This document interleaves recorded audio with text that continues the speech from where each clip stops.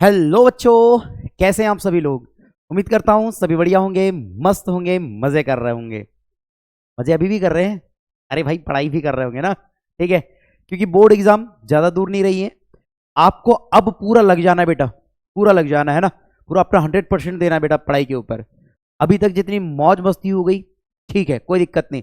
लेकिन अब से बेटा हम अपना एक भी समय नहीं गंवाने वाले हैं ना। हर एक चीज को बहुत अच्छे से पढ़ेंगे, हर एक चीज को बहुत अच्छे से समझेंगे। और अगर आपका कोई टॉपिक छूट गया है तो आप इस 60 डेज के जो कंसेप्ट है हमारा, है ना, क्लास 12 फिजिक्स के क्रेश कोर्स का जो लास्ट 60 डेज वाला जो कंसेप्ट है, इससे जुड़ जाइए। लास्ट यानी जो लास्ट वीडियो था हमारा फर्स्ट डे, है ना, डे वन, जो डे वन था, आज हम तो डे टू की बात कर रहे हैं। लेकिन जो डे वन था बेटा हमारा, उस डे वन में हमने इलेक्ट्रिक चार्ज क्या होता है, क्वांटाइजेशन ऑफ चार्ज और बेसिक प्रॉपर्टीज के बारे में देखा था। इस सेकेंड लेक्चर में बच्चों हम लोग बात करेंगे कूलम लॉ, उसके बाद Coulomb law in vector addition, यानी sorry Coulomb law in vector form. उसके बाद हम देखेंगे बच्चों परमिटिविटी या रिलेटिव परमिटिविटी के बारे में बात करेंगे हम लोग। और उसके बाद बात करेंगे बच्चों हम लोग प्रिंसिपल ऑफ सुपरपोजिशन, और इससे रिलेटेड कुछ न्यूमेरिकल्स देखेंगे। अगर आप जिस भी बोर्ड की तैयारी कर रहे हैं, जिस भी बोर्ड की तैयारी कर रहे हैं बेटा, उस बोर्ड में जैसे भी क्वेश्चन आ जाए कोई दिक्कत नहीं है, आपसे पूरे क्वेश्चंस बनेंगे ही बनेंगे। जो हम करवा रहे हैं ना, आप उसको बस कर लीजिएगा, उसको समझ लीजिए। तो प्लीज अपनी नोट्स लेकर के तैयार हो जाइए, करते हैं वीडियो को स्टार्ट। और एक बात बच्चों, जो भी बच्चे चैनल पर नए जुड़े होंगे ना, प्लीज चैनल को सब्सक्राइब कर लीजिएगा, बेल आइकन को इनेबल कर लीजिएगा, जिससे मैं वीडियो डेली अपलोड करने वाला हूं ये तो जैसे ही वीडियो अपलोड करूंगा आप तक नोटिफिकेशन आ जाए। और बेटा अगर वीडियो पसंद आ रही है ना, तो प्लीज लाइक कीजिएगा और कमेंट भी करिएगा कि वीडियो आप लोगों को कैसी लगी। साथ ही साथ आपका जो स्कूल ग्रुप हो, व्हाट्सएप ग्रुप हो, आपके फ्रेंड्स का जो भी ग्रुप है, उस ग्रुप में इस वीडियो की या ये वीडियो के लिए एक प्लेलिस्ट मैंने तैयार कर दिया है। उस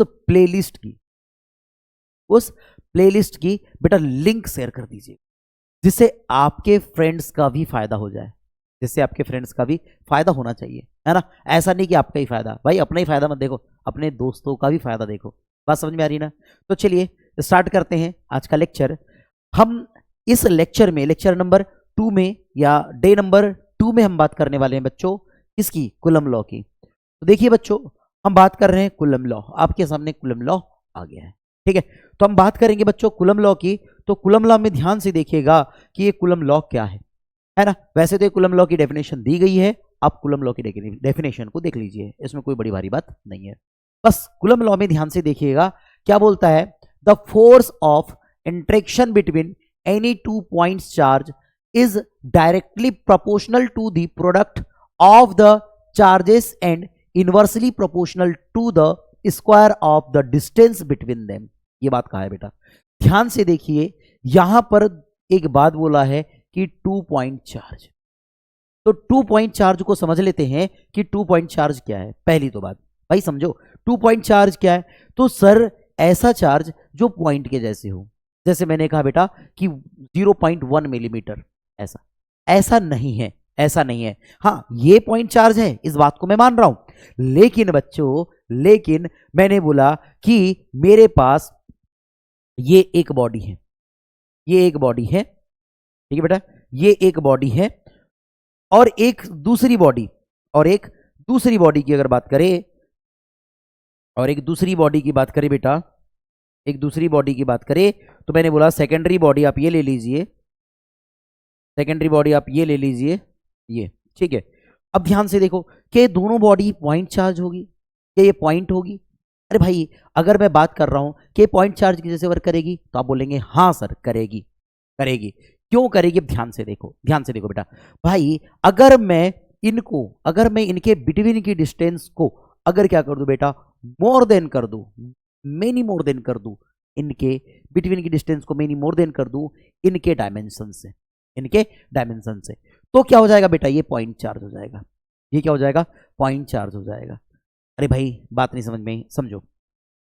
आपने देखा होगा कि अगर मान के चलिए आप कभी कहीं गए हैं क्या, जैसे अभी हम एक बात होने वाली है अभी हमारे हिंदू इसमें कि जैसे मैंने कहा शिवरात्रि वाला, है ना, शिवरात्रि वाला एक त्योहार होता है उसमें देखिएगा, जैसे हम लोग कहाँ जाते हैं कि शिव भगवान जहां भी होंगे है ना पर्वतों पर, तो हम इस प्रकार से घूमने जाते हैं और हम अप्रोक्स उस पर्वत से पहाड़ी से हम बहुत दूर रहते हैं, मान लो 2-3 किलोमीटर दूर, फिर भी हम वहां जो लोग चढ़े रहते हैं ऊपर रहते हैं हम उनको देख पाते हैं और देखते तो हमको भैया वो कितना बड़ा है, वो हमारे बराबर का है, लेकिन दिखता कितना सा बड़ा है, छोटा सा, क्योंकि हमारे बिटवीन की डिस्टेंस कैसी है, बहुत अधिक है। हमारे बिटवीन की डिस्टेंस कैसी है, बहुत अधिक है। जैसे मेरे और आपके बिटवीन की डिस्टेंस ले लो भाई, हम पॉइंट चार्ज है, डिस्टेंस कैसी है, बहुत अधिक है। बात समझ में आ रही ना, तो हम भी पॉइंट चार्ज कंसीडर किए जा सकते। बात समझ में आ रही है ना, लॉन्ग डिस्टेंस वाला प्यार है कि नहीं। ठीक ठीक ठीक ठीक, ये पॉइंट चार्ज हो जाएगी, इसमें कोई दो मत की बात नहीं है। तो भाई समझो, अब यहां पर बात करते हैं हम कूलम्ब के लॉ की। तो मैंने बोला अगर मान के चलिए आपके पास एक चार्ज ये है जो क्या बेटा Q1 है, सेकेंड हम चार्ज ले लेते हैं, हमने कहा सेकेंड चार्ज ये है जो Q2 है, ठीक है। अब एक ये भी चार्ज, ये पॉजिटिव क्यू, ये पॉजिटिव क्यू, ये नेगेटिव क्यू, ये नेगेटिव क्यू, ये पॉजिटिव, ये नेगेटिव, ये नेगेटिव, ये पॉजिटिव, इससे कोई फर्क नहीं पड़ता भाई, वो तो देख लेंगे ना फोर्स कैसा लग रहा है ना, बाद में समझ लेंगे हम लोग। अभी बात समझो कि क्या हो रही है, अगर आपके पास टू चार्जेस है तो मैंने कहा, और इनके बिटवीन की डिस्टेंस सपोज बेटा आर है, इनके बिटवीन की डिस्टेंस कितनी है, आर है, बिटवीन की डिस्टेंस कितनी बेटा, आर है। देन इनके बिटवीन में लगने वाला जो फोर्स होगा, अब इनके बिटवीन में जो फोर्स होगा बेटा, तो फोर्स की डायरेक्शन क्या होती है बेटा, line joining two both charges, ठीक है। ये नोट भी किया गया है, क्या बोल रहा है बेटा, the force act always along the line joining the two charges, यानी जो ये टू चार्जेस को जो लाइन ज्वाइन करती है बेटा, उसके अलोंग ही क्या होती है बेटा, फोर्स की डायरेक्शन होती है। किसकी डायरेक्शन होती है, फोर्स की डायरेक्शन होती है। तो मैंने बोला एक फोर्स की डायरेक्शन ये होगी, एक फोर्स की डायरेक्शन ये होगी। कब होगी, अगर मान लिया जाए ये जो चार्ज है आपका पॉजिटिव है और ये भी जो चार्ज है बेटा वो भी पॉजिटिव है। अगर बहुत चार्जेस पॉजिटिव है तो, बहुत चार्जेस नेगेटिव है तो, लेकिन अगर एक चार्ज पॉजिटिव एक चार्ज नेगेटिव है तो फोर्स की डायरेक्शन चेंज हो जाएगी, but along the line joining the two charges. बात समझ में आ रही है क्या, बात समझ में आ रही है क्या। तो ये जो फोर्स होगा बेटा, फर्स्ट फोर्स, अगर जो फर्स्ट फोर्स की बात कर रहे हैं हम, तो ये जो फोर्स होने वाला है आप लोगों के पास, क्या ये फोर्स क्या हो जाएगा, force on one due to two, और ये जो फोर्स हो जाएगा बेटा force on two due to one, ठीक है बेटा। ये वेक्टर क्वांटिटी या वेक्टर फॉर्म में हम इसको नोट कर देते मान के चलिए भी, ठीक है। तो ये जो फोर्स कहता है बेटा आपके पास, ये जो फोर्स आपने देखा, ये जो फोर्स देखा, ये जो फोर्स है बेटा, ये डायरेक्टली प्रोपोर्शनली बेटा, डायरेक्टली देखो, is a directly proportional to the product of two charges या product of charges, this means Q1 into Q। पहली बात ये हो गई। दूसरी बात याद रखो बेटा, and force is a directly proportional, inversely proportional to the square of the distance between them. So F is inversely proportional to the 1 upon R square। आप इसे डायरेक्टली प्रोपोर्शनल भी बोल सकते हैं, ध्यान से देखो ना, F is directly proportional to the 1 upon R square, F is inversely proportional to the R square। एक बात समझो, अगर इसको इनवर्सली प्रोपोर्शनल बोल रहे हैं तो इसको ओनली आर स्क्वायर बोले, अगर इसको हम क्या बोल रहे हैं बेटा, अगर हम इसे क्या बोल रहे हैं, डायरेक्टली प्रोपोर्शनल बोल रहे हैं तो 1 अपॉन आर स्क्वायर बोले, कोई दिक्कत नहीं है। इनवर्सली प्रोपोर्शनल भी बोल सकते हैं, है ना, डायरेक्टली प्रोपोर्शनल भी बोल सकते हैं। डायरेक्टली प्रोपोर्शनल बोलेंगे तो 1 upon R square, inversely proportional बोलेंगे तो ओनली आर स्क्वायर। क्या बात समझ में आ रही, ठीक है। अब ध्यान से देखिए, अब अगर मैं इन्हें दोनों को ज्वाइन करके नोट कर दूं, इन दोनों को अगर मैं एक साथ नोट कर दूं, तो क्या मैं इसको F is a directly proportional to the Q1 Q2 upon R square बोल सकता हूं। क्या ये बात समझ में आ रही है कि जो फोर्स हो गया F is a directly proportional to the Q1 Q2 upon R square हो जाएगा। अब एक बात समझिए कि अगर ये डायरेक्टली प्रोपोर्शनल के साइन को अगर हम यहां से हटा दे तो यहां लग जाएगा बेटा कांस्टेंट K और ये आ जाएगा Q1 Q2 upon R square, ठीक है बेटा, ठीक है बेटा। और ये जो Q है वो सॉरी जो ये K है बेटा वो क्या आपके पास कांस्टेंट है, बट ये बेटा कांस्टेंट यूनिवर्सल नहीं है। देखो ध्यान से, ये जो कांस्टेंट की बात करते हैं भाई, ये कांस्टेंट बेटा डिपेंड करता है किस पे डिपेंड करता है, किस पे डिपेंड करेगा बेटा, ये कांस्टेंट ये करेगा बेटा मीडियम पे, किस पे करेगा बेटा डिपेंड, मीडियम पे। तो लिख सकते हैं जो K है वो करेगा डिपेंड्स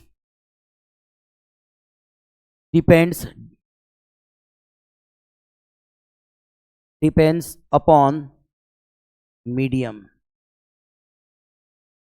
किस पे डिपेंड करेगा बेटा? मीडियम पे डिपेंड करेगा। किस पे डिपेंड करेगा बेटा? मीडियम पे डिपेंड करता है। कौन? ये के बेटा किस पे डिपेंड करता है? मीडियम पे डिपेंड करता है। अगर हम टू चार्जेस को एयर में रख दे तो के की वैल्यू कुछ और होगी। अगर किसी मीडियम में रख दे, वाटर में रख दे, ठीक है, वाटर में रख दे तो कुछ और होगी, ठीक है। अगर मैं इन्हीं की अगर बात करूं कि इन्हें मैं अगर ऑयल में रख दूं तो कुछ और होगी, इन्हें वैक्यूम में रख दिया जाए तो कुछ, मतलब कहने का मतलब है कि जैसे जैसे हम इसको चेंज करेंगे, मतलब मीडियम को चेंज करेंगे तो के की वैल्यू भी चेंज हो जाएगी। इससे एक बात और समझ में आ रही है बेटा, ध्यान से देखिएगा कि F is directly proportional to the Q1 Q2।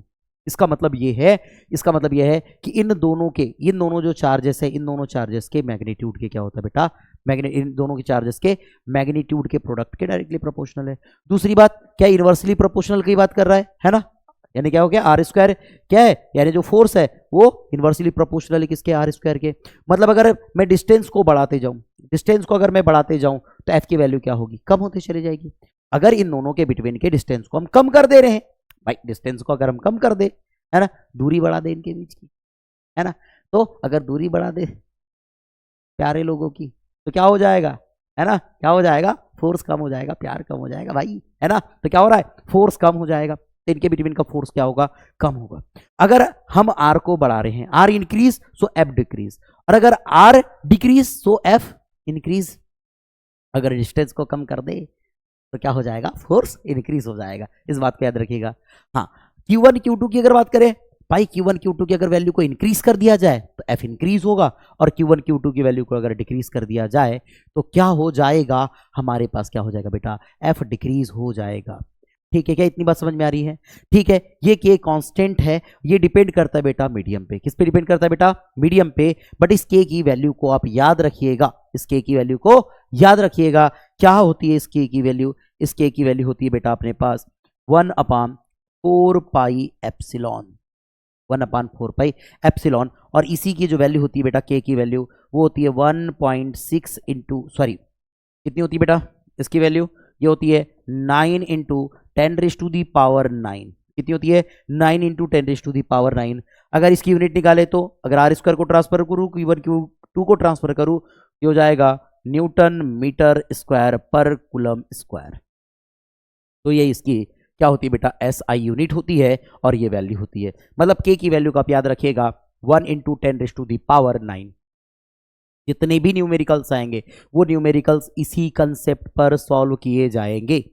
ध्यान से देखिए, तो ये जो फोर्स का फॉर्मूला बन गया, क्या फोर्स के फॉर्मूले को हम ऐसे नोट कर सकते हैं कि F is equal to 9 into 10⁻⁹, क्या हो जाएगा बेटा? 9 into 10⁻⁹ Q1 Q2 upon R square. क्या हम ये बात बोल सकते हैं? क्या ये कूलम का लॉ का, ये जो कूलम लॉ है उसका एक फॉर्मूला बन गया? बन गया ना भाई, बन गया। अब ध्यान से देखो, दूसरी बात याद रखना, कूलम भैया ने एक बात और एक प्यारी बोलते हैं कि ये जो चार्जेस है, इन चार्जेस के सेंटर पे लगता है। ये जो फोर्सेस लगता है इसके सेंटर से इसके सेंटर के बिटवीन में लगता है। मतलब ये जो डिस्टेंस है बेटा, इसके सेंटर से और इसके सेंटर के बिटवीन में लगती है। जिस प्रकार से ग्रेविटेशनल फोर्स लग रहा था ना, टू बॉडीज के सेंटर टू सेंटर पे फोर्स लग रहा था कि नहीं, वैसे ही यहां पर ये फोर्स लगता है। ठीक है, तीसरी बात याद रखना बेटा, जो ये फोर्सेस लगते हैं, ये फोर्स ऑलवेज इक्वल होते बेटा, यानी कि इनका जो मैग्नीट्यूड होता है F12 vector is equal to mod F21 vector. इनका ये मॉड भी कैसा होता है बेटा? इक्वल होता है। अगर इसको मैं ऐसे नोट करना चाहूं तो क्या होगा? F12 vector is equal to minus F21 vector. क्या मैं ऐसे नोट कर सकता हूं? हाँ ठीक है, कोई तकलीफ नहीं है। F12 vector is equal to minus F21 vector. मतलब ये क्या रिप्रेजेंट कर रहे हैं बेटा? ये डायरेक्शन को रिप्रेजेंट कर, किसे रिप्रेजेंट कर रहे हैं बेटा? डायरेक्शन को। देखो, अगर मैं बात करा कि F, ये जो वेक्टर, ये जो फोर्स लग रहा है, force on 1 due to 2, force on 1 due to 2, ये डायरेक्शन में बेटा, और ये force on 2 due to 1 this direction में बेटा, अपोजिट डायरेक्शन है, सो माइनस साइन। अगर इनका लेकिन मैग्नीट्यूड की बात करें तो इनका मैग्नीट्यूड कैसा होता है बच्चों? इक्वल होता है। इस बात को याद रखिएगा, इस बात को याद रखिएगा। हाँ, इसकी कुछ लिमिटेशन भी होती है, इसकी कुछ लिमिटेशंस भी होती है, तो हम इसके लिमिटेशन को भी समझ लेते हैं कि इसकी लिमिटेशन क्या क्या होती है। ध्यान से देखिएगा, अगर मैं इसके लिमिटेशन की बात करूं तो इसकी लिमिटेशन भी होगी, है ना। तो ध्यान से देखिएगा, हम लिमिटेशन की बात कर लेते हैं कि क्या क्या इसकी लिमिट होगी। लिमिट, है ना बेटा, इसकी कुछ लिमिट होगी। ये ओनली वैलिड होगा किसके लिए? पॉइंट चार्ज के लिए। किसके लिए वैलिड होगा? वैलिड होगा किसके लिए? पॉइंट चार्ज के लिए। पॉइंट चार्ज के लिए, चार्जेस के लिए क्या होने वाला बेटा? ये वैलिड होगा, वैलिड होगा, ठीक है। ये पॉइंट चार्जेस के लिए वैलिड होने वाला है, ठीक है। दूसरी बात, अब देखो दूसरी बात, अब ये पॉइंट चार्ज के लिए तो वैलिड होगा, ठीक है, कोई दिक्कत नहीं, पॉइंट चार्ज के लिए ही वैलिड होता है ना। दूसरे चार्ज आएंगे तो फिर उसके लिए वैलिड नहीं होगा। ये बेटा ध्यान रखिएगा, ये अगर मैं बात करूं तो अगर दोनों चार्जेस अगर रेस्ट पे है, यानी रेस्ट चार्ज पर काम करता है। अगर चार्जेस किस में बेटा? चार्जेस एट रेस्ट, अगर बेटा ये रेस्ट में है, चार्जेस किस में? रेस्ट में है, तो बेटा ये वैलिड है, कोई दिक्कत नहीं है, तो कोई दिक्कत नहीं है। लेकिन अगर बोथ चार्जेस यहां लिख देना, बोथ चार्जेस, है ना, both charges at rest then valid. लेकिन बोला मैंने बोथ चार्जेस एट मोशन, अगर जैसे ही ये मोशन में आ गए बेटा बोथ चार्जेस, तो फिर ये वैलिड नहीं है, याद रखिएगा, तो फिर ये वैलिड नहीं है ना। फिर कूलम लॉ नहीं लगाए जा सकते, फिर इसके लिए गॉस लॉ वगैरह आएंगे, बड़ी बड़ी चीजें आएंगी, फिर उनको देखेंगे बाद में, ठीक है। दूसरी बात पहली बात क्या हो गई कि both charges are rest, then Coulomb's law is valid. And अगर मैंने बोला both charges is motion, then Coulomb's law is not valid. And अगर वन चार्ज इज मोशन, अगर एक चार्ज मोशन में है ना, और एक चार्ज किस में बेटा? And one charge at rest, at किस में बेटा? रेस्ट। अगर एक चार्ज मोशन में है और एक चार्ज रेस्ट में है, तो फिर ये कूलम लॉ हमारा वैलिड हो जाता है, तो फिर ये कूलम लॉ हमारा वैलिड हो जाता है। इस बात को याद रखिएगा। तो कूलम लॉ में क्लियर हो गया। कूलम लॉ कुछ नहीं है कि अगर मैंने बोला कि हमारे पास 2 पॉइंट चार्जेस है, इनके बिटवीन की डिस्टेंस अगर r है, तो इनके बिटवीन में लगने वाला जो फोर्स होगा, चाहे वो अट्रैक्शन फोर्स हो सकता है, चाहे रिपल्सिव फोर्स हो सकता है। देखो ध्यान से, अगर मैंने बोला बेटा कि ये फोर्स अट्रैक्शन फोर्स भी हो सकता है या रिपल्सिव फोर्स भी हो सकता है। अट्रैक्शन फोर्स कब होगा? जब दोनों चार्जेस कैसे होंगे बेटा? अपोजिट या अनलाइक होंगे, है ना। अगर अनलाइक चार्ज है तो फिर ये क्या होगा बच्चों? क्या होगा? ये अट्रैक्टिव फोर्स होगा। लेकिन रिपल्सिव कब होगा? रिपल्सिव तब होगा जब ये बेटा लाइक चार्जेस है। अगर ये लाइक चार्जेस है तो फिर रिपल्सिव फोर्स होगा, ठीक है। तो ये जो फोर्स होगा डायरेक्टली प्रोपोर्शनल होगा बोथ चार्जेस के प्रोडक्ट के, इनवर्सली प्रोपोर्शनल होगा बेटा बिटवीन डिस्टेंस के स्क्वायर के। फिर अगर मैं इसको ज्वाइन करके नोट कर रहा हूं तो F is equal to K into Q1 Q2 upon R square, where K is a constant but depends upon medium. ये डिपेंड करेगा बेटा मीडियम पे, ठीक है। इसकी value 9 into 10 to the power 9 होती है, और जो फॉर्मूला हम अप्लाई करेंगे वो कितना होगा sir? F is equal to 9 into 10 to the power 9 Q1 Q2 upon R square, ठीक है, ये होगा। अब हमने देखा कि ये दोनों फोर्सेस की मैग्नीट्यूड इक्वल होंगे, बट डायरेक्शन कैसी होती है बेटा? अपोजिट होती है, अलग अलग होती है। उसके बाद बेटा इसकी लिमिटेशन देख ली हमने, लिमिट है कि ये दोनों चार्जेस पॉइंट चार्ज होने चाहिए। अगर पॉइंट चार्ज है तो वैलिड होगा, नहीं तो नहीं होगा। फिर बोथ चार्ज अगर रेस्ट पे है तो वैलिड है, अगर दोनों मोशन में तो फिर वैलिड नहीं है। लेकिन अगर मैंने बोला एक रेस्ट में और एक मोशन में है तो वैलिड हो जाता है, तो वैलिड हो जाता है, कोई दिक्कत नहीं है। ये इतनी बातें याद रखेंगे, आप सभी स्क्रीनशॉट ले सकते हैं, ठीक है। बढ़े बेटा आगे चलिए। अब आता है बेटा Coulomb's law in vector form, कि कूलम लॉ का ये वेक्टर फॉर्म क्या होता है। ध्यान से देखिए, अगर मैंने बोला बेटा कि हमारे पास एक चार्ज ये है, मैंने सपोज इस चार्ज को मैंने कहा Q1, ठीक है, ये भी पॉजिटिव चार्ज लेके चले हम, और एक चार्ज लेके चले बेटा Q2, और ये भी पॉजिटिव चार्ज लेकर के चले, कोई तकलीफ नहीं है, ठीक है। बिटवीन डिस्टेंस हमने कहा बेटा मॉड R है, R वेक्टर, ठीक है, ये मॉड R वेक्टर है, कोई तकलीफ नहीं है, ठीक है, R है।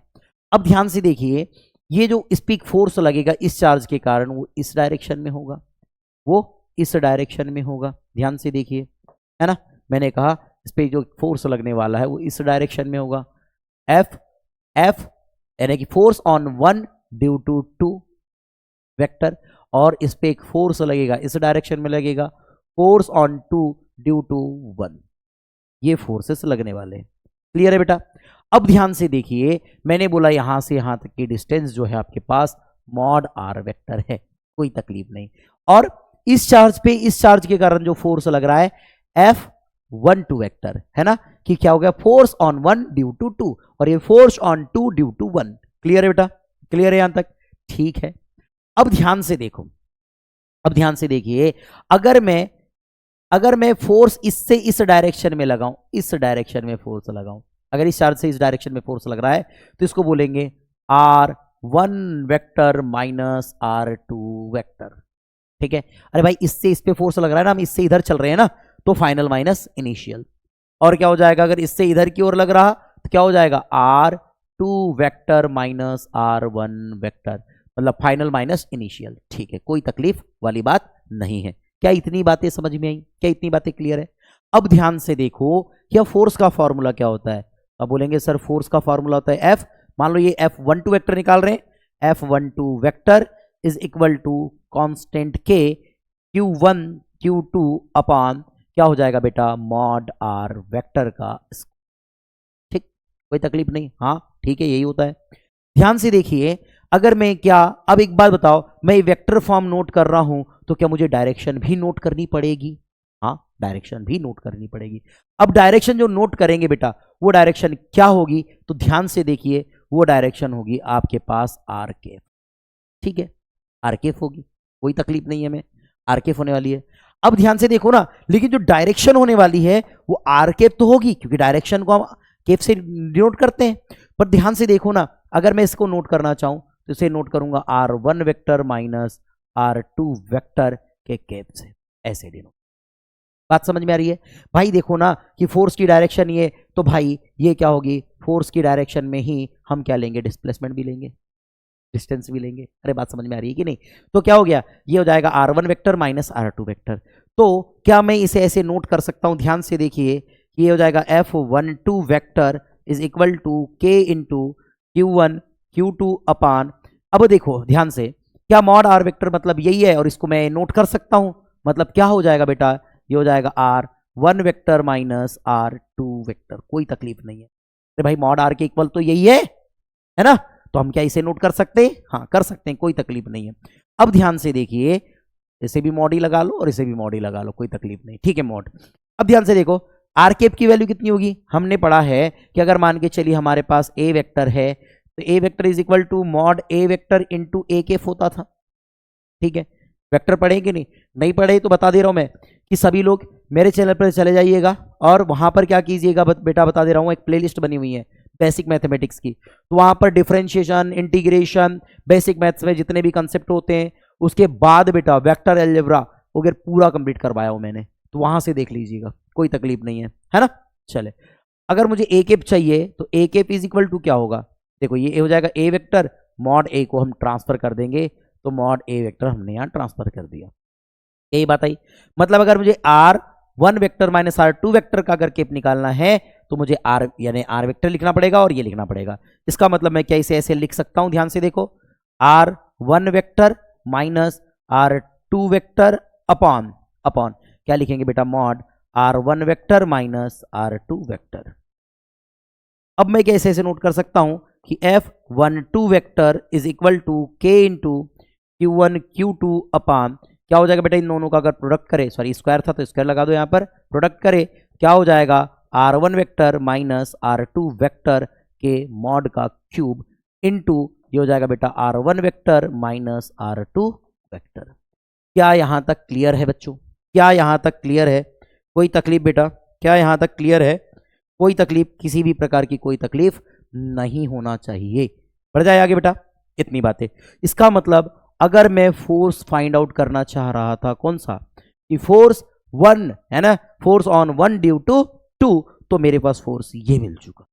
लेकिन अगर मुझे फोर्स अगर चेक करना है बेटा, force on 2 due to 1, then मैं ऐसे नोट करूंगा ऐसे कि F21 vector is equal to ये हो जाएगा बेटा k इंटू Q1 Q2 अपान अपान क्या हो जाएगा बेटा, अब यहां पर नोट करेंगे R1 वेक्टर माइनस सॉरी ये हो जाएगा बेटा आपके पास R2 vector minus R1 vector के मॉड का क्यूब, और ये हो जाएगा बच्चों अपने पास, ये हो जाएगा बच्चों अपने पास R2 vector minus R1 vector, ये हो जाएगा बेटा फोर्स ऑन 2 ड्यू टू 1। क्या बातें समझ में आई? तो इस प्रकार से हम coulomb law in vector form पढ़ते हैं, या यही कूलम लॉ का वेक्टर फॉर्म है। क्या बातें समझ में आई? क्या बातें समझ में आ रही हैं? कहीं कोई तकलीफ? कोई तकलीफ नहीं होनी चाहिए बेटा, बड़ा इजी है। ठीक है, बढ़े आगे, चलिए आगे बढ़ते हैं इसके नेक्स्ट कंसेप्ट पे। अब यहां पर है बेटा परमिटिविटी एंड रिलेटिव परमिटिविटी। अब ये परमिटिविटी क्या है और रिलेटिव परमिटिविटी क्या है, थोड़ा सा हम इस बात को समझने की कोशिश करते हैं। क्या बातें समझ में आ रही हैं? क्या बातें समझ में आ रही हैं? चलिए तो हम इस पे बात कर लेते हैं कि परमिटिविटी और रिलेटिव परमिटिविटी क्या होती है। तो ध्यान से देखिएगा बच्चों, परमिटिविटी और रिलेटिव परमिटिविटी के बारे में अगर हम बात करें तो ध्यान से देखिए क्या होगी। तो मैं क्या इसे ऐसे नोट कर सकता हूं, ध्यान से देखें। हम लोगों ने कूलम लॉ पढ़ा है कि जो F is equal to K into Q1 Q2 upon R square. हाँ पढ़ा है सर, कोई तकलीफ नहीं है।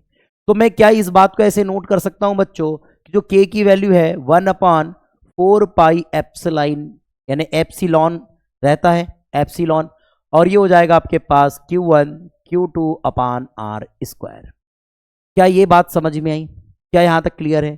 तो क्या मैं इसे ऐसे समझ सकता हूं कि जो आपके पास ये जो एप्सिलॉन है बेटा अपने के पास, तो ये क्या बेटा परमिटिविटी है। क्या बेटा? परमिटिविटी ऑफ मीडियम है। क्या परमिटिविटी ऑफ मीडियम है? हाँ ये परमिटिविटी ऑफ मीडियम ही है, परमिटिविटी ऑफ मीडियम ही है। तो अगर ये परमिटिविटी ऑफ मीडियम है, ध्यान से देखो, परमिटिविटी ऑफ मीडियम है, तो परमिटिविटी क्या करती है बेटा? परमिट करती है, परमिट करनी चाहिए, मतलब फोर्स को क्या करनी चाहिए भैया? बढ़ा देना चाहिए। पर नहीं, ये फोर्स को बढ़ाती नहीं है, फोर्स को कम करती है, अपोज करने का काम करती है। तभी हम यहां पर एक बात समझते हैं बेटा, तभी हम यहां पर एक बात समझते हैं कि अगर भाई समझो ना कि अगर एप्सिलॉन की वैल्यू जो एप्सिलॉन है, एप्सिलॉन की अगर वैल्यू इंक्रीज कर जाए, ध्यान से देखो, एप्सिलॉन की वैल्यू अगर इंक्रीज कर दिया जाए तो फोर्स की वैल्यू इस फॉर्मूले से क्या होगी बेटा? इस फॉर्मूले से क्या होगी बताओ जल्दी से। अगर एप्सिलॉन की वैल्यू इंक्रीज हो जाए तो फोर्स की वैल्यू डिक्रीज होगी। भाई परमिटिविटी का मतलब क्या होता है? परमिट करना, बढ़ा देना, इंक्रीज करना। पर ऐसा नहीं है, यहां पर ऐसा नहीं है, फोर्स को नहीं बढ़ा रहा है ये अपने, यानी कि जैसे अगर जो भी मान के चलिए, अगर मैं एक बात कह रहा हूं कि अगर मान के चलो कि वाटर है ना, वाटर की परमिटिविटी की बात कर रहे हैं, तो जो वाटर है, वाटर के जो मॉलिक्यूल्स होते हैं उनके बिटवीन की परमिटिविटी को इंक्रीज कर देता है कि फोर्स को कम कर दे। समझ रहे ना? ये है परमिटिविटी का कंसेप्ट यहां पर। तो अगर फोर्स परमिटिविटी अगर इंक्रीज हो रही है तो फोर्स आपका डिक्रीज होना चाहिए, तो फोर्स आपका डिक्रीज होना चाहिए। दूसरी बात, अगर मैंने कहा बेटा अगर फोर्स आपका इंक्रीज हो रहा तो परमिटिविटी क्या होगी बेटा? डिक्रीज होगी। तो परमिटिविटी क्या होगी बेटा? डिक्रीज होने वाली है। तो परमिटिविटी क्या होती है बेटा? डिक्रीज होती आती है। इतनी बातों को अपने को याद रखना है, इतनी बातों को अपने को याद रखना है। क्या इतनी बातें समझ में आ रही है? क्या इतनी बातें समझ में आ रही है? क्या इतनी बातें समझ में आ रही है? कोई तकलीफ, कोई परेशानी? किसी भी प्रकार की कोई परेशानी नहीं होनी चाहिए। अब ध्यान से देखो, अब यहां पर एक बात आती है एप्सिलॉन की, है ना, एप्सिलॉन नॉट। ठीक है, एप्सिलॉन नॉट ये क्या होती है बेटा? ये होती परमिटिविटी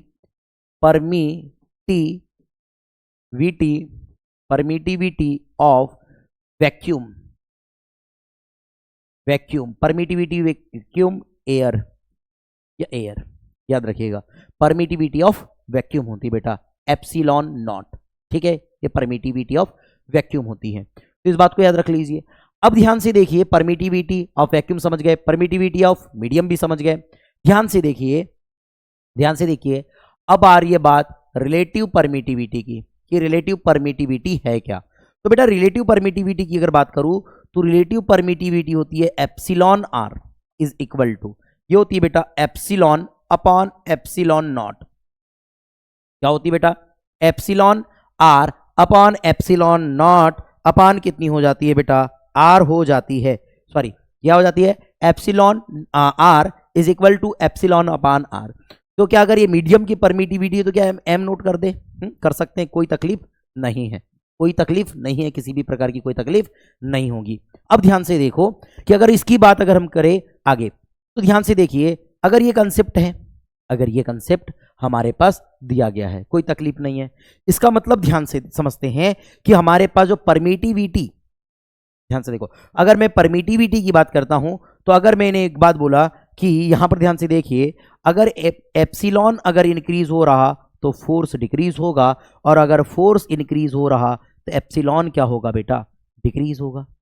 तो ध्यान से देखिए, अगर मैं इसका ट्रांसफर इधर कर दूं तो ये हो जाएगा एप्सिलॉन या permittivity of medium is equal to क्या हो जाएगा बेटा? आपके पास परमिट या यहां पर रिलेटिव परमिटिविटी इनटू कितना हो जाएगा बेटा? Epsilon not. ये फॉर्मूला हमारा बनता है, ये फॉर्मूला हमारा बन जाता है, कोई तकलीफ वाली बात नहीं है, ठीक है। ये फॉर्मूला हमारा क्लियर हो जाना चाहिए। यहां तक बातें समझ में आई क्या? क्या यहां तक चीजें क्लियर रही? कोई तकलीफ है किसी को? ठीक है। अब ध्यान से देखेंगे कि अगर मैं यहां पर फोर्स वाला फॉर्मूला देखूं तो अगर मैंने बोला फोर्स ऑन मीडियम, या मैंने बोला बेटा कि अगर मैं यहां पर फोर्स वाले कंसेप्ट को देखना चाहता हूं, अगर मैं यहां पर फोर्स वाले कंसेप्ट को देखना चाहता हूं, force on medium is equal to, क्या मैं लिख सकता हूं बेटा? Force on vacuum upon force on permittivity, sorry relative force, ये बोल सकता हूं। और मैं अगर इसको ट्रांसफर इधर कर दूं तो force on vacuum is equal to, ये हो जाएगा फोर्स ऑफ या relative force into force on medium. ये फॉर्मूला होता है बेटा, इन दो फॉर्मूले को आप याद कर लीजिए, ठीक है।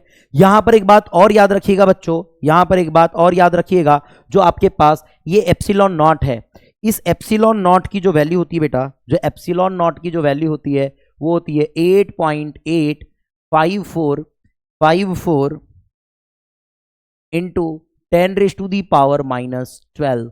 अब इसकी यूनिट की अगर बात करें, अगर इसकी यूनिट की बात करें तो ये होती है बच्चों न्यूटन मीटर स्क्वायर पर कूलम स्क्वायर। ये बात को आप याद रख लीजिएगा, ठीक है, इंपॉर्टेंट है।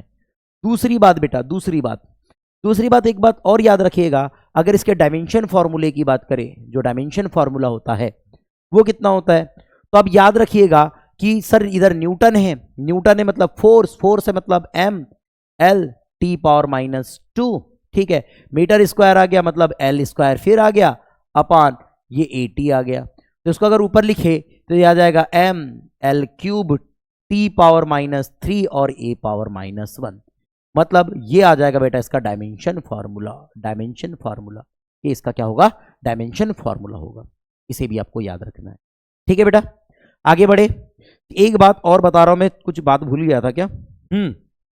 एक बात और बता रहा हूं, ये रिलेशंस को याद रखिएगा। कौन से रिलेशन को? यहां पर हम बता रहे हैं कि हमने यहां देखा था कि F is inversely proportional to the R square. ये रिलेशन को याद रख लीजिएगा, इससे बोर्ड में बहुत क्वेश्चन बनते हैं। कौन कौन से? तो देखो बेटा, पहली बात, इसके अगर बिटवीन में अगर आप ग्राफ चेक करें, इसके बिटवीन में अगर आप क्या चेक करें? ग्राफ चेक करें। अगर मैं F वर्सेस अगर R देखूं बेटा, तो कितना होगा? तो इसका ग्राफ बनता है ऐसे ग्राफ बनता है बेटा F वर्सेस R का। याद रखो बेटा कि अगर R इंक्रीज होगा, अगर R इंक्रीज कर रहा है बेटा, R बढ़ रहा है, तो बेटा F आपका डिक्रीज होगा। अब कैसे डिक्रीज होगा? अगर मैंने बोला बेटा R क्या आपके पास हो गया डबल, क्या हो गया बेटा? R अगर डबल हो गया तो फोर्स क्या हो जाएगा आपका? देखो अगर मैं बोल रहा हूं R अगर क्या हो रहा है बेटा? डबल हो गया तो फोर्स क्या हो जाएगा? और अगर डिस्टेंस अगर बढ़ी तो फोर्स कम हो जाएगा। और फोर्स कितने टाइम कम हो जाएगा बेटा? 4 टाइम कम हो जाएगा। कितने टाइम कम हो जाएगा? 4 टाइम कम। बात समझ में आ रही है ना? लेकिन अगर मैं बोला आर अगर कम हो रहा है, हाफ हो रहा है ना, अगर आर क्या हो गया? डिक्रीज हो गया, तो एफ क्या हो जाएगा? इंक्रीज हो जाएगा। अगर मैंने बोला अगर हाफ हो गया तो क्या होगा सर? फोर्स 4 टाइम इंक्रीज हो जाएगा। अगर आर 3 टाइम अगर डिक्रीज हो रहा, ठीक है, तो क्या हो जाएगा, ये 9 टाइम इंक्रीज हो जाएगा फोर्स। इस प्रकार से आप इस बात को भी याद रखिएगा। ये डायरेक्ट इस पे आ जाते हैं टॉपिक या क्वेश्चंस आ जाते हैं, ठीक है। अब इसके बाद ध्यान से देखिए, आपके पास दिया गया है relation between electrostatic and gravitational force.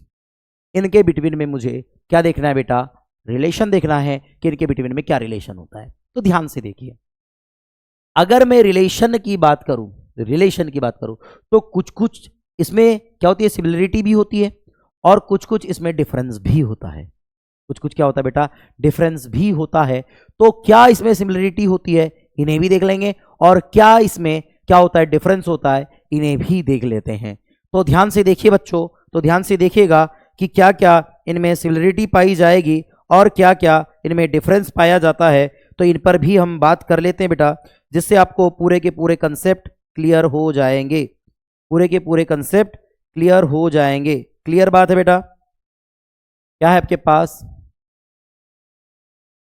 क्या हो जाएगा, एक हम देखने वाले हैं सिमिलरिटी, है ना। तो ध्यान से देखिए सिमिलरिटी क्या होती है इनके बिटवीन में। पहली बात याद रखिएगा बेटा, पहली बात याद रखिएगा इसमें क्या क्या सिमिलर है। तो पहली बात याद रखें कि दोनों कौन सा फोर्सेस है बेटा, सेंट्रल फोर्सेस है। दोनों कैसे फोर्सेस है बेटा, सेंट्रल फोर्सेस है ना। तो हम इसको ऐसे लिख सकते हैं कि बोथ आर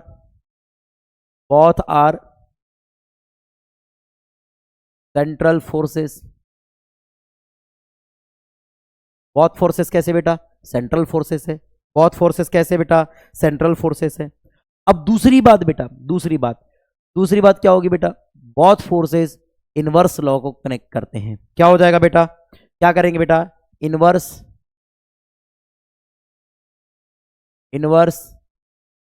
स्क्वायर लॉ को फॉलो करते हैं। अरे भाई ये फोर्सेस क्या हो गए, F is directly proportional to 1/r², इसको फॉलो करते हैं। ये दोनों में होता है, लेकिन इसमें कुछ डिफरेंस भी होते हैं बेटा, कुछ डिफरेंस भी होते हैं। ध्यान से देखें, कुछ क्या होता है बेटा, डिफरेंस भी होते हैं। अब इन दोनों के बिटवीन में क्या डिफरेंस होते हैं, तो इसको हम देख लेते हैं बेटा, इन दोनों को हम देख लेते हैं कि क्या क्या होगा। पहली बात आपको याद रखनी है कि क्या होगा बेटा, कि जो आपके पास ग्रेविटेशनल फोर्स है, ग्रेविटेशनल फोर्स जो होता है बेटा, ग्रेविटेशनल जो फोर्स होता है, force always attractive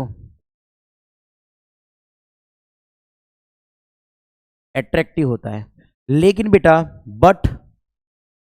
but electrostatic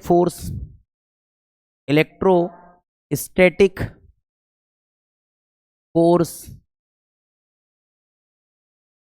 क्या होगा बेटा, अट्रैक्टिव भी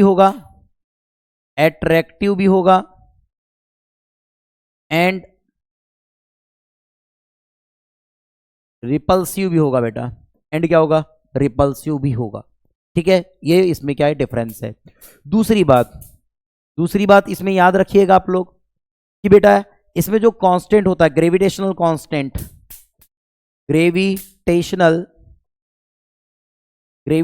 कांस्टेंट कैपिटल जी की वैल्यू बेटा, ये क्या होती है बेटा, ग्रेविटेशनल कांस्टेंट जी कैसा होता है बेटा, इंडिपेंडेंट होता है। इंडिपेंडेंट होता है बेटा। लेकिन अगर मैं बात कर रहा हूं कि जो आपके पास यहां पर जो इलेक्ट्रिक कांस्टेंट रहता है या इलेक्ट्रोस्टैटिक कांस्टेंट जो है, इलेक्ट्रोस्टैटिक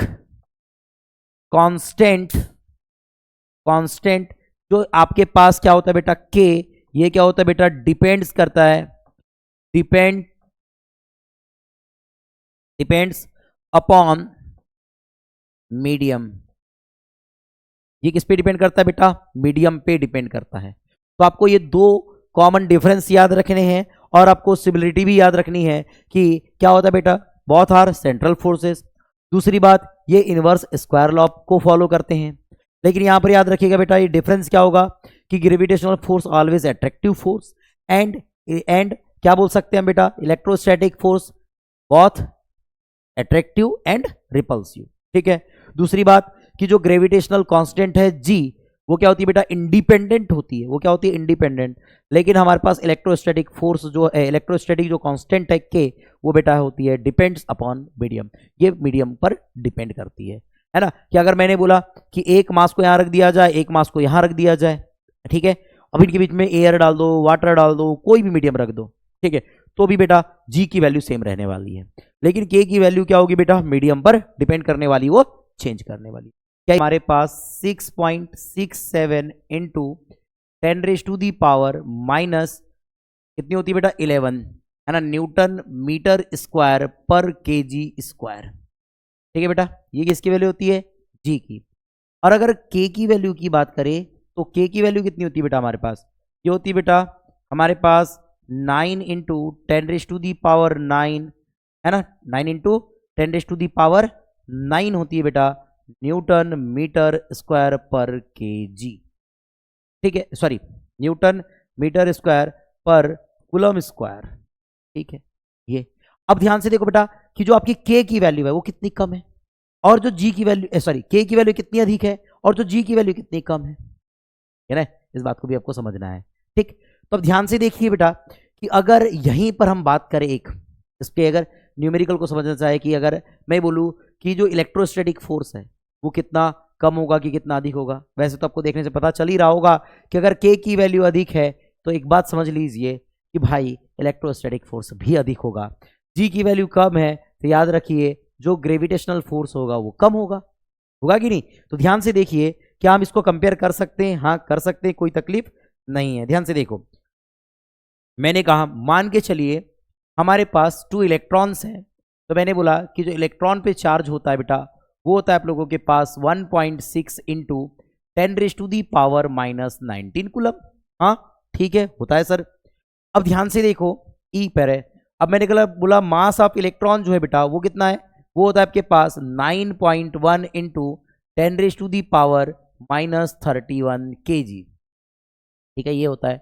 अगर के की वैल्यू आप देख रहे हैं, अगर आप के और आर की वैल्यू, अब आर को अगर मैं सेम रख दूं, है ना, तो आर में कोई तकलीफ नहीं होगी। लेकिन अब एक बात समझो, आर की वैल्यू सेम रख देते हैं हम लोग, कोई तकलीफ नहीं है। मैंने बोला के की वैल्यू कितनी है, तो भी बताए थे हमने आपको, कितनी थी, 9 इंटू 10⁻⁹, ये हो जाएगा न्यूटन मीटर स्क्वायर पर कूलम स्क्वायर। और अगर जी की वैल्यू देखे बेटा तो होती है आपके 6.67 इंटू 10⁻⁻11, क्या होता है बेटा, न्यूटन मीटर स्क्वायर पर केजी स्क्वायर। ठीक है, कोई तकलीफ नहीं है। अब ध्यान से देखो, अगर कंपेयर करें हम लोग, कंपेयर करें तो ध्यान से देखिए, मैंने बोला सबसे पहले electrostatic force is divided by gravitational force. ठीक है, कोई तकलीफ नहीं, ऐसे बना लेते हैं, देखते कंपेयर करके कि क्या आता है। तो इलेक्ट्रोस्टैटिक फोर्स क्या होता है आपके पास, के इंटू Q1 Q2 अपान आर स्क्वायर, और ये होता है बेटा G into M1 M2 upon R square. भाई आर स्क्वायर से आर स्क्वायर कैंसिल हो जाएगा, क्योंकि अगर मैं बिटवीन डिस्टेंस अगर सेम लेके चलूँ तो, ठीक है। अब ध्यान से देखिए, अगर मैं के की वैल्यू पुट करूँ तो ये हो जाएगी बेटा आप लोगों के पास 9 इंटू 10⁻⁹। अगर मैं Q1 Q2 की वैल्यू पुट करूँ तो भाई चार्ज तो कितना होगा, 1.6 into 10⁻⁻19 of whole square upon, बेटा अगर जी की वैल्यू पुट करे तो ये हो जाती है अपने पास, ये होती है 6.67 इंटू 10⁻⁻11। और बेटा अगर M1 M2 की वैल्यू पुट करें, मतलब mass of electron into mass of electron, ये हो जाएगा 9.1 इंटू 10⁻31 ऑफ होल स्क्वायर। अगर इनको सॉल्व करें बेटा तो इसका आंसर अप्रॉक्स 10⁻42 आता है। मतलब कि जो F, अगर E देख रहे हैं बेटा, एफ ई अपॉन, अगर मैं एक बात बोलूँ एफ जी की अगर बात करें, एफ जी की बात करें तो F E upon F G is equal to approx 10⁻42 आता है। तो हम जो बोल देते हैं कि अगर मैं इसको ऐसे लिख सकता हूँ, F E is similar to 10⁻42 into F G आएगा। इसका मतलब जो आपके पास इलेक्ट्रोस्टैटिक फोर्स होता है कहीं ना कहीं वो 10⁻42 टाइम ज्यादा होता है बेटा किससे, ग्रेविटेशनल फोर्स से। बात समझ में आ रही है।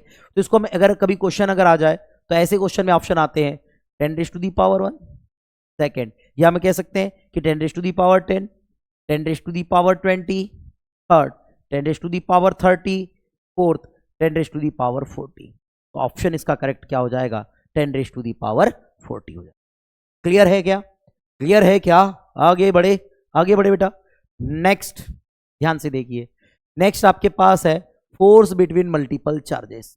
फोर्स बिटवीन मल्टीपल चार्जेस, अगर मल्टीपल चार्जेस है बेटा, है ना, मोर देन 2 चार्जेस है, तो फोर्स की वैल्यू क्या होती है? ध्यान से देखो, मैंने बोला बेटा मान लिया जाए एक चार्ज ये है Q1, एक चार्ज ये है Q2, एक चार्ज ये है Q3, ठीक है। तो अब ध्यान से देखो, अगर मैं फोर्स फाइंड आउट कर रहा हूं, फोर्स ऑन 2, अगर मैं इस 2 पे फोर्स फाइंड आउट कर रहा हूं, या फोर्स ऑन 1, कि अगर मैं 1 पे फोर्स फाइंड आउट कर रहा हूं, अगर मैं 1 पे फोर्स फाइंड आउट कर रहा हूं, तो क्या हो जाएगा? चार्ज 1 पे फोर्स फाइंड आउट करते हैं, तो क्या ये फोर्स हो जाएगा बेटा इससे इस पर लगने वाला फोर्स F1, बताओ, और इससे इस पर लगने वाला फोर्स F2। हाँ, कोई तकलीफ नहीं है कि अगर इससे इसके बिटवीन में लगने वाला जो भी फोर्स होगा वो एक फोर्स होगा, और इससे भी इस पर लगने वाला फोर्स होगा।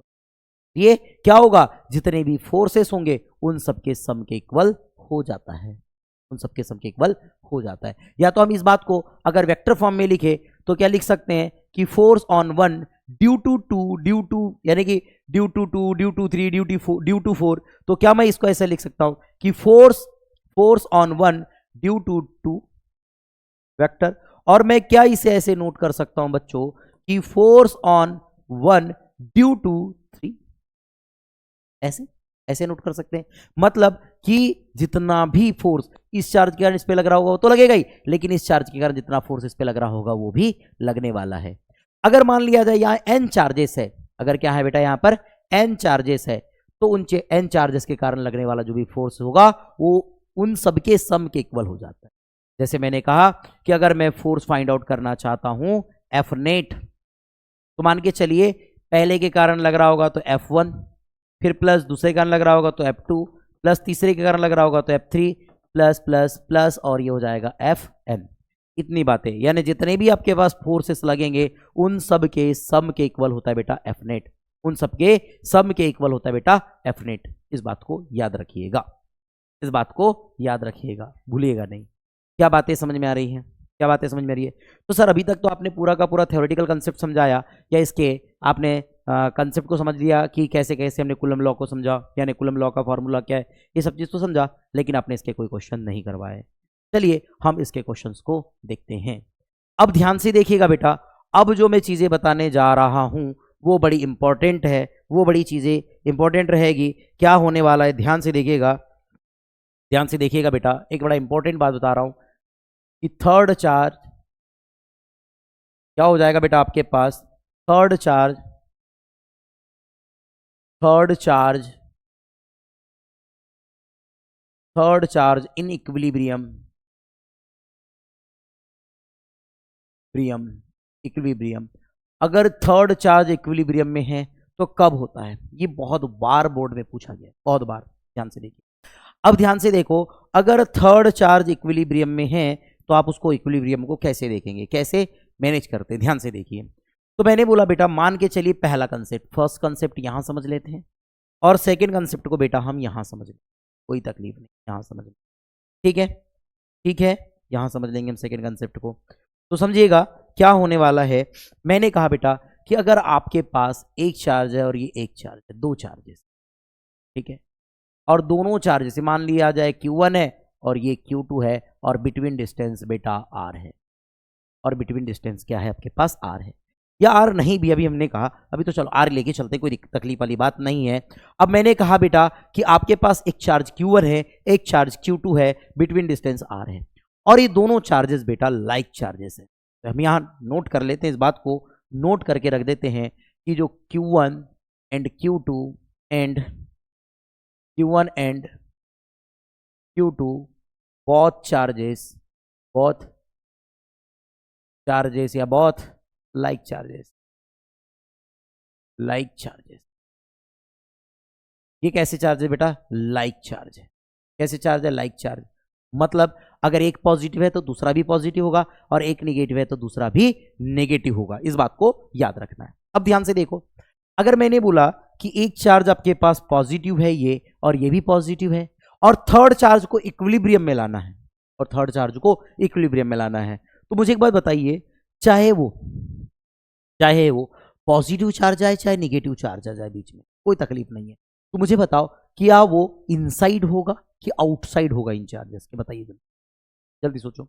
अरे भाई बात समझो ना, अगर मैंने बोला ये दोनों चार्जेस आपके पास पॉजिटिव चार्ज है, कैसे चार्ज है? पॉजिटिव चार्ज है। अब पॉजिटिव चार्ज यहां लाऊंगा तो पॉजिटिव चार्ज इसको क्या करेगा? ये रिपेल करेगा, और ये भी क्या करेगा? रिपेल करेगा। तो क्या इक्विलिब्रियम में आएंगे? नहीं, है तो उसको दूर भगा देगा। देखो बात समझो, ये पॉजिटिव चार्ज अगर पॉजिटिव चार्ज को लेके आएंगे तो भाई ये पॉजिटिव चार्ज पॉजिटिव को रिपेल करेगा, ये पॉजिटिव भी रिपेल करेगा, तो दूर भागेगा ना, कहाँ इक्विलिब्रियम में आएगा? आएगा इक्विलिब्रियम में? क्या नहीं आएगा। ये इधर देखो, अगर ये पॉजिटिव को यहां लेकर के आए तो भाई ये भी रिपेल करेगा, ये भी रिपेल करेगा, फिर से वही इक्विलिब्रियम में नहीं आया। इक्विलिब्रियम का मीनिंग क्या होता है? इक्विलिब्रियम का मीनिंग होता है कि चार्ज जो थर्ड चार्ज आ जाए वो रेस्ट पे आ जाए, या इन दोनों के कारण जो लगने वाला फोर्स है वो इक्वल फोर्स हो जाए। कौन सा फोर्स हो जाए बेटा? इक्वल फोर्स हो जाए। बात समझ में आई? बात समझ में आ रही है ना? तो अब ध्यान से देखिए बेटा, तो ये फोर्स जो चार्ज आने वाला है थर्ड चार्ज वो बीच में आएगा। अब बोलोगे सर निगेटिव चार्ज लेंगे तो? हाँ देख लो, नेगेटिव चार्ज लोगे तो ये अट्रैक्ट करेगा, ये भी अट्रैक्ट करेगा, फिर से वो मोशन करना शुरू कर देगा। तो इक्विलिब्रियम में तो आया नहीं ना। तो जो भी थर्ड चार्ज लेंगे, जो भी आप थर्ड चार्ज लेंगे बेटा, वो कहीं ना कहीं आप बीच में चला जाएगा, क्यों? ठीक है, कहीं ना कहीं यहां कहां चला जाएगा? बीच में चला जाएगा, और इसको हम बोल देते हैं कैपिटल क्यू है। क्या है? कैपिटल क्यू है। क्या है? कैपिटल क्यू है। इस बात को आप याद रखिएगा, ठीक है। अब ध्यान से देखिए कि अगर यहां पर है इक्विलिब्रियम में है, इसका मतलब इससे लगने वाला जो फोर्स होगा और इससे लगने वाला फोर्स होगा वो इक्वल होनी चाहिए। हाँ ठीक है, स्वाभाविक सी बात, इक्वल होनी चाहिए। मैंने बोला इस चार्ज से इसकी जो डिस्टेंस है वो x है, तो यहां से यहां तक डिस्टेंस कितनी हो जाएगी बेटा? r माइनस एक्स हो जाएगी। हाँ सर ये भी बात सही है, कोई तकलीफ नहीं है। तो अब ध्यान से देखो ना, अगर मैंने बोला force on 1 is equal to force 2, यानी इसके कारण लगने वाला फोर्स और इसके कारण लगने वाला फोर्स इक्वल होंगे। फोर्स का फॉर्मूला क्या sir? K into Q1 into Q upon Q1 into Q upon क्या हो जाएगा बेटा? दोनों के बिटवीन की distance X square is equal to, यह आ जाएगा K into Q2 into Q upon क्या हो जाएगा बेटा? दोनों के बिटवीन की डिस्टेंस R माइनस एक्स का होल स्क्वायर। ठीक है, K से K कैंसल, Q से Q कैंसल। ठीक है, अब हमारे पास ध्यान से देखिए क्या क्या बच चुका है। तो ध्यान से देखिए, अगर मैं इसको सॉल्व करूं तो हमारे पास बच चुका है बेटा, अगर मैं इसको ट्रांसफर इधर करूं, इसको ट्रांसफर इधर करूं, तो ध्यान से देखिए ये ट्रांसफर हो जाएगा, और मैं इसको अपन क्या लिखने वाले हैं? इसका ट्रांसफर इधर, इसका ट्रांसफर इधर, तो हो जाएगा आपके पास R माइनस एक्स। क्या होगा बेटा? R माइनस एक्स का whole square upon X square, ये लिखेंगे, is equal to Q2 upon Q1। क्या नोट करेंगे बेटा? Q2 अपान Q1। ठीक है, अब ध्यान से देखो, अगर मैंने बोला बेटा कि अगर ये चार्ज, मान के चलिए ये जो चार्ज है Q2 है वो 4Q है और Q1 जो है वो Q ही है, तो ध्यान से देखिए अगर इसको सॉल्व करें हम लोग तो कितना हो जाएगा? तो ये हो जाएगा आपके पास R minus X upon X का whole square is equal to Q2 की वैल्यू 4Q रख दीजिए और Q1 की वैल्यू Q रख दीजिए, Q से Q कैंसल हो चुका। अब क्या होगा? R minus X upon X of whole square is equal to कितना होगा? 4। अब ध्यान से देखिए, अब क्या नोट कर सकते हैं हम इसे? इधर का स्क्वायर हटाएंगे तो इधर स्क्वायर रूट लगेगा, मतलब R minus X upon X is equal to under root of 4, मतलब R minus X upon X is equal to plus R minus 2। अब ध्यान से देखिए, इस x को ट्रांसफर कर दीजिए, तो हो जाएगा आपके पास R minus and R minus X is equal to क्या आएगा? एक बार प्लस एक बार माइनस लेके चलते हैं, चलो पहले प्लस ले लेते हैं, तो प्लस 2x। अब x को ट्रांसफर कीजिए तो ये हो जाएगा R इज इक्वल टू कितना हो जाएगा आपके पास? 2x प्लस x, तो ये x 3x हो जाएगा, तो x इज इक्वल टू कितना आ जाएगा? R अपान 3। एक कंडीशन ही आएगी, माइनस साइन लेंगे तो sir minus R minus x minus ये हो जाएगा 2x। अब ध्यान से देखो है ना, माइनस इधर देखो क्या हो जाएगा? इधर जाएगा तो क्या हो जाएगा? प्लस हो जाएगा और ये माइनस हो जाएगा। ठीक है, कोई तकलीफ नहीं। अब ध्यान से देखो कि अगर इसको सॉल्व करेंगे तो ये हो जाएगा R is equal to minus X R is equal to minus X. क्या ये नेगेटिव नंबर, क्या ये नेगेटिव वैल्यू कभी भी पॉसिबल हो सकती है? नहीं, ये नेगेटिव वैल्यू पॉसिबल ही नहीं होगी। तो जो एक्स की वैल्यू होगी बेटा वो कितनी होगी? R upon three. R upon three, X की वैल्यू कितनी होती है? R upon three. मतलब अगर मैं इस चार्ज से अगर वैल्यू देखूं तो कितनी आ जाएगी? R upon three. R upon three total distance upon sir कितना होने वाला है? थ्री। इसका क्या शॉर्टेस्ट फार्मूला होता है क्या? हाँ होता है, इसका शॉर्टेस्ट फार्मूला होता है। क्या फार्मूला होता है? तो ध्यान से देखिए, इसका जो फार्मूला होता है, यानी अगर मैं यहां से अगर क्या निकालना चाहता हूं बेटा? x निकालना चाहता हूं। क्या निकालना चाहता हूं मेरे बच्चों? क्या निकालना चाहता हूं? अगर मैं x निकालना चाहता हूं तो इसका शॉर्टेस्ट फार्मूला होता है बेटा x is equal to root of q1 upon root of q2 plus root of q1, root of q1 into R, into R. Into क्या होता है मेरे प्यारे बच्चों? आर होता है। इंटू क्या होता है? आर। ये फार्मूला याद रख लीजिएगा, शॉर्टेस्ट फार्मूला है। दूसरी बात, यहाँ जो Q होता है या जो Q1 है, जो ऊपर वाला चार्ज है, वो कैसा चार्ज होना चाहिए? स्मॉल चार्ज होना चाहिए। कैसा चार्ज होना चाहिए? स्मॉल चार्ज होना चाहिए। कैसा चार्ज होना चाहिए बच्चों? स्मॉल चार्ज होना चाहिए। बात समझ में आ रही है क्या? ठीक है सर। दूसरी बात, अगर मान लिया जाए, सेकेंड कंडीशन यहां ध्यान से देखिए, सेकेंड कंडीशन यहां ध्यान से देखिए, क्या कहता है सेकेंड कंडीशन में कि अगर आपके पास जो Q1 चार्ज है एक और जो Q2 चार्ज है, इनके बिटवीन की डिस्टेंस अगर R है बच्चों, और मैंने कहा कि जो Q1 एंड Q2 जो है, Q1 and Q2 are both are या are unlike charge, unlike charges. ये कैसे चार्ज है बेटा? अनलाइक चार्ज है। अनलाइक चार्ज है मतलब अगर एक पॉजिटिव है तो एक निगेटिव है, एक पॉजिटिव है तो एक निगेटिव है। ध्यान से देखो, अगर एक पॉजिटिव एक निगेटिव है तो मुझे एक बात बताइए, मुझे एक बात बताइए, क्या होगा? क्या कंसेप्ट होगा? तो भैया अगर मैं कोई चार्ज लेके आऊं, थर्ड चार्ज लेके आऊं, तो वो कहां बिटवीन में होगा कि आउटसाइड होगा? बिटवीन में होगा कि बाहर होगा? बताओ जल्दी से। सर बाहर होगा। किधर होगा? किसके पास होगा? तो आप बताओगे कि सर अगर मैंने बोला बाहर है, यहां पर एक पॉजिटिव चार्ज लिए, मैंने बोला नेगेटिव चार्ज है, पॉजिटिव चार्ज है, पॉजिटिव चार्ज रिपल करेगा, नेगेटिव चार्ज अट्रैक्ट करेगा। हाँ करेगा। तो भाई ऐसे इसके पास होना चाहिए जिसकी वैल्यू कम हो, जिसकी वैल्यू क्या हो? कम हो। तो याद रखिएगा, इसके लिए भी आप ऐसा वाला फार्मूला डिराइव कर लीजिएगा। ये फार्मूला सेम डिराइव हो जाएगा, सेम निकलेगा, लेकिन ये जो फार्मूला इसके लिए बना इससे थोड़ा सा अलग बनता है। ये फार्मूला रहता है बच्चों, यहाँ फार्मूला अगर आप इसका वैल्यू निकालते हैं एक्स का, तो एक्स इज इक्वल टू होता है under root of Q1 upon under root of Q2 minus under root of Q1 into R. ये फार्मूला। और यहां पे याद रख लीजिएगा Q1 कैसा होगा बेटा? स्मॉल चार्ज होगा। कैसा चार्ज होगा? स्मॉल चार्ज होगा, है ना। अगर नीट वगैरह की एग्जाम देना चाह रहे हैं तो ये फार्मूला याद रख लीजिएगा, ठीक है। Q1 क्या होगा? स्मॉल चार्ज होगा। और x is equal to under root Q1 upon under root Q2 minus Q1 into R होगा। क्या बात समझ में आ गई? यहां देखो, यहां प्लस का साइन था, ठीक है, यहां पर किसका साइन रहेगा? माइनस का साइन रहेगा। और ऊपर चार्ज जो है वो आपके पास कौन सा चार्ज होगा? स्मॉल चार्ज होगा मेरे प्यारे बच्चे। क्या बातें समझ में आ रही? क्या बातें समझ में आ रही? कोई तकलीफ, किसी भी प्रकार की कोई तकलीफ नहीं होनी चाहिए मेरे प्यारे बच्चों। आगे बढ़े। अब ध्यान से देखो, हम कूलम लॉ पर एक दो क्वेश्चंस करते हैं, एक दो क्वेश्चंस देखते हैं कि कूलम लॉ पर रिलेटेड कैसे क्वेश्चंस किए जाते। बात समझ में आई? तो ध्यान से देखो, अब ध्यान से देखिए, अगर अब यहां पर क्वेश्चंस कुछ ऐसे कहता है, अगर यहाँ क्वेश्चन कुछ ऐसे कहता है कि आपके पास अगर चार्ज है Q1 is equal to 2 microcoulomb, है ना, और Q2 is equal to -3 microcoulomb, और बिटवीन डिस्टेंस R दे दिया गया आप लोगों के पास 0.2 सेंटीमीटर या 0.2 सेंटीमीटर ही दे दिया गया है। क्या दे दिया गया बच्चों? सेंटीमीटर दे दिया गया है। हाँ ठीक है, कोई तकलीफ नहीं, ये दे दिया गया है। तो क्या होगा? तो क्या होगा? अब ध्यान से देखो, Q1 Q2 और ये R हो गया हमारे पास। तो बोलता है बेटा फोर्स बता दीजिए इनके बिटवीन में क्या फोर्स होगी, ठीक है। तो भाई फोर्स का फार्मूला क्या होता है? फोर्स का formula F is equal to क्या होता है sir? K into Q1 Q2 अपान क्या होगी? R का स्क्वायर। तो हम क्या लिख सकते हैं?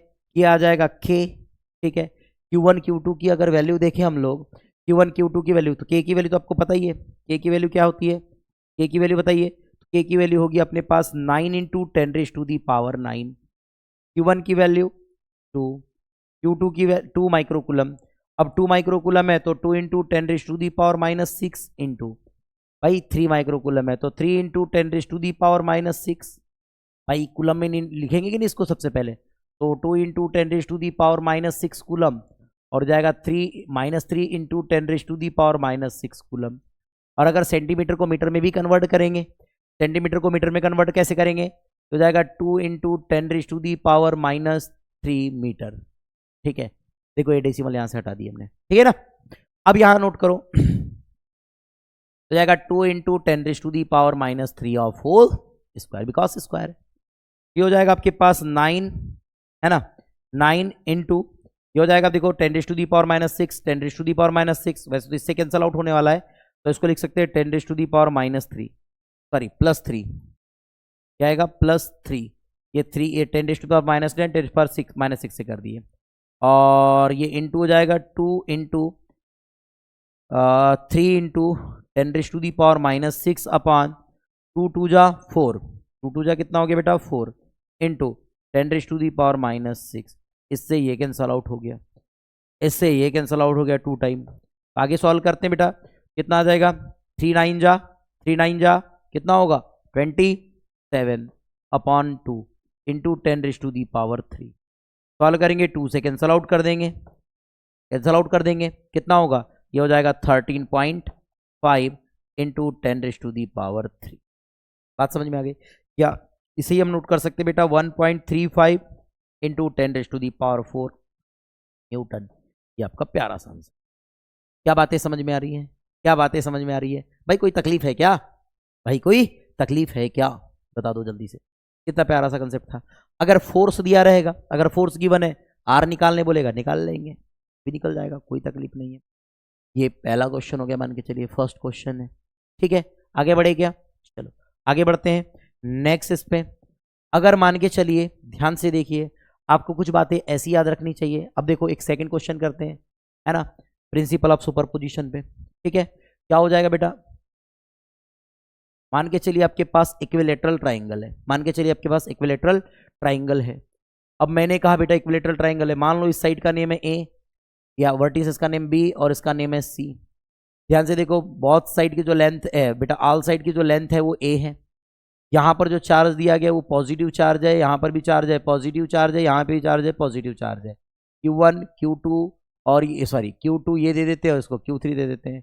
याद रखिएगा Q1 is equal to Q2 is equal to Q3 is equal to Q, ये दिया गया आपको। तो आपको देखना है बेटा फोर्स ऑन 2, है ना, हम क्या देखना है, या फोर्स ऑन 3, ये बात, यानी कि जो चार्ज Q3 है इस पे फोर्स चेक करना है, कितना आ जाता है फोर्स, है ना, ये फोर्स फाइंड आउट कर लेंगे, find the force on Q3 charge, ठीक है। चलो देखते हैं, अगर इसको अगर हम सॉल्व करना चाहे, इसको अगर हम सॉल्व करना चाहे बच्चों, तो ध्यान से देखिए, ध्यान से देखिए, इसको हम यहां सॉल्व करते हैं। अब मुझे एक बात बताइए, मुझे एक बात बताइए कि क्या होगा अगर इस पे फोर्स देखेंगे, तो इसके कारण जो फोर्स लगेगा इसकी डायरेक्शन ये होगी। मान के चलिए फोर्स F1 है, कोई तकलीफ नहीं, इसके कारण जो फोर्स लगेगा वो इस डायरेक्शन में लगेगा।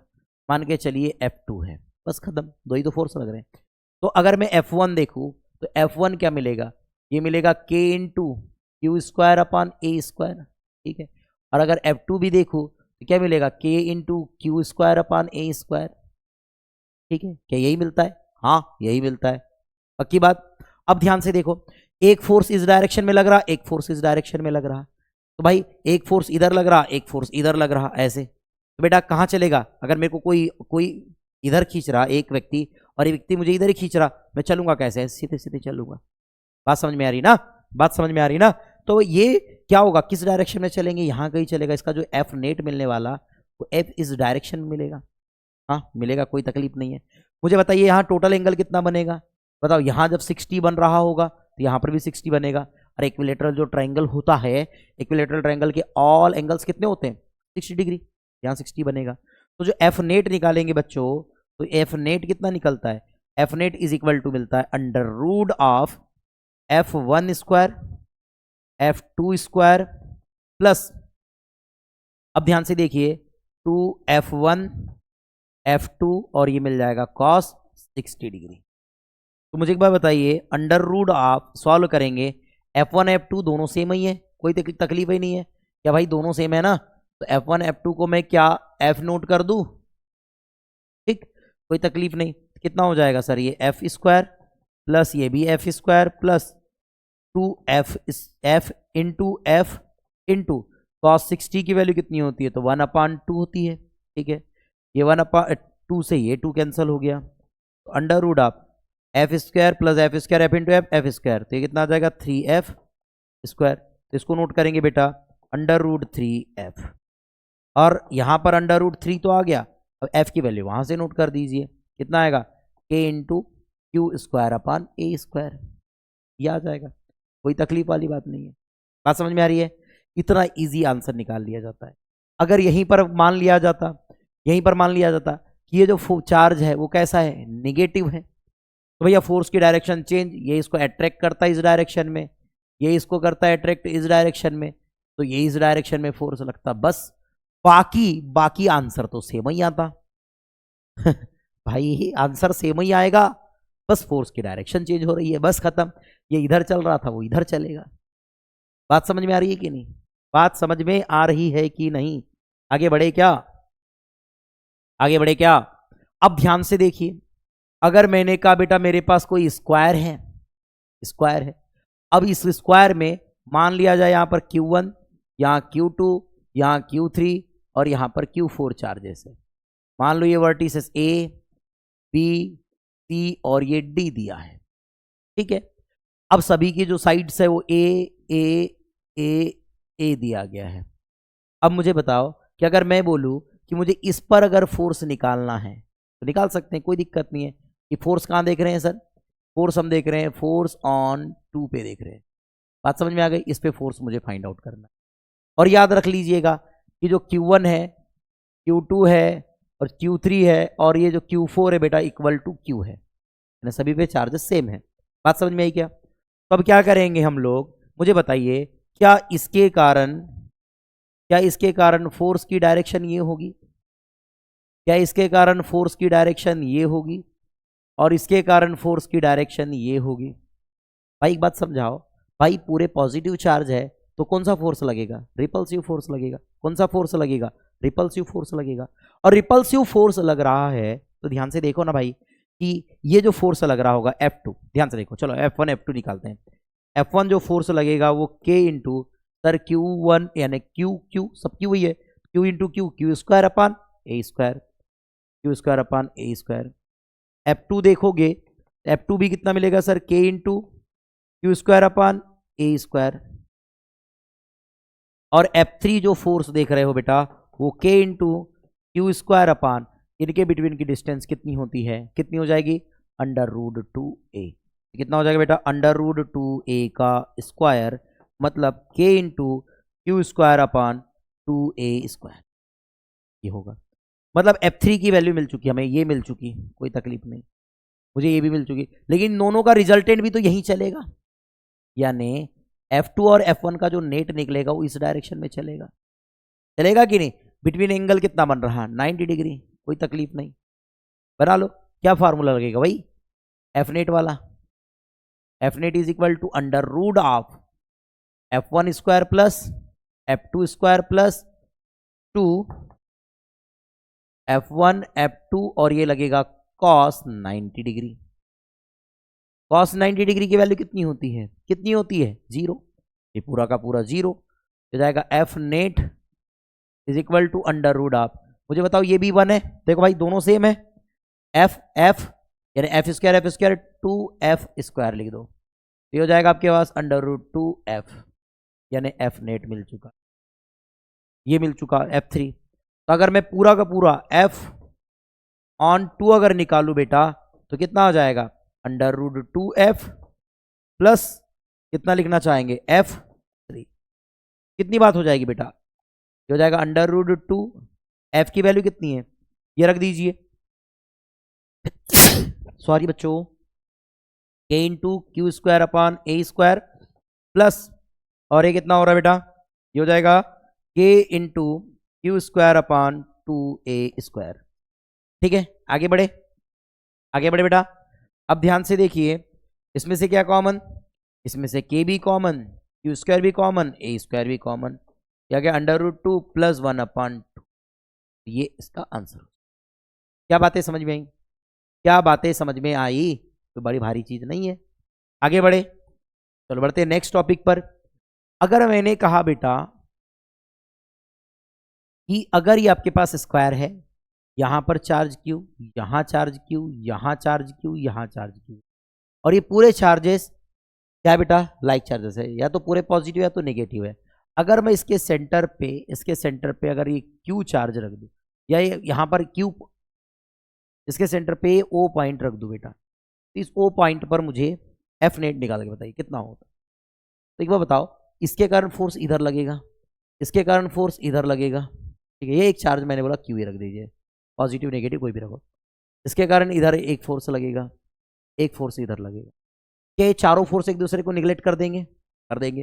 ये पूरे फोर्सेस क्या कर देंगे, एक दूसरे को निगलेक्ट कर देंगे। जब फोर्सेस निगलेक्ट करेंगे तो कभी भी सेंटर पर जो, यानी अगर एक बात बता रहा हूं कि अगर आपके पास सिमेट्री वाली कंडीशन आ रही है, तो सिमेट्री वाली कंडीशन में उसके सेंटर पे जो फोर्स होता है वो जीरो हो जाता है। वो कितना होता है, जीरो। अगर इक्विलेटरल ट्राइंगल है और इसके सेंटर पे भी अगर नेट फोर्स देखोगे, सेंटर पे कोई चार्ज रख दोगे और नेट फोर्स रख दोगे, नेट फोर्स फाइंड आउट करोगे सेंटर पे, कितना हो जाएगा, जीरो हो जाएगा। क्या बातें समझ में आ रही है, क्या बातें समझ में आ रही है। चलिए बच्चों, इसके बाद मिलते हैं नेक्स्ट वीडियो में, तब तक के लिए धन्यवाद।